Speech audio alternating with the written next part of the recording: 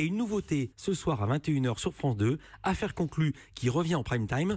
Vous n'êtes pas en studio, mais vous êtes au château de Cheverny. Qu'est-ce qu'on va voir? Alors ça, c'est mon grand plaisir parce que je pensais que exporter cette émission était une bonne idée.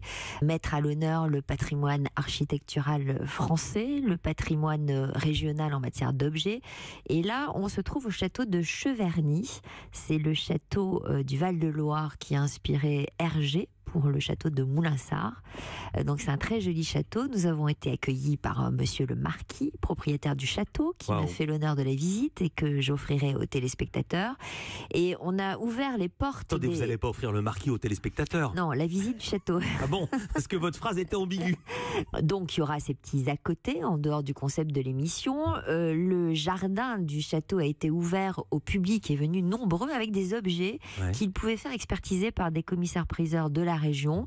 Et lorsqu'il y avait une pépite, les gens avaient la possibilité de venir vendre leur objet à nos acheteurs. Alors, on en vient au principe de l'émission. Pour qui ne la connaissait pas, est-ce que vous pouvez la résumer? Est-ce que vous pouvez le résumer, ce principe? Alors, tout le monde a quelque chose à vendre. C'est-à-dire que vous avez tous chez vous un objet qui sommeille dans votre grenier ou dans votre cave. L'idée, c'est de venir nous voir.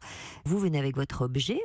Il est estimé par un commissaire-priseur. Et ensuite, la personne avec son objet se trouve devant 5 acheteurs professionnels et doit défendre son objet. Mais ce sont des vrais acheteurs. Des vrais acheteurs. Ils achètent vraiment à la fin. Avec chacun un profil, ils achètent avec leur vrai argent et on voit des vrais billets et on a des objets vraiment très intéressants. Au début, c'était un peu compliqué parce on faisait la chasse à l'objet, mais aujourd'hui, il y a énormément de gens qui se proposent.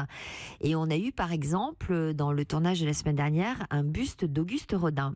Waouh, il est parti à combien? Il est parti à plus de 7 000 €.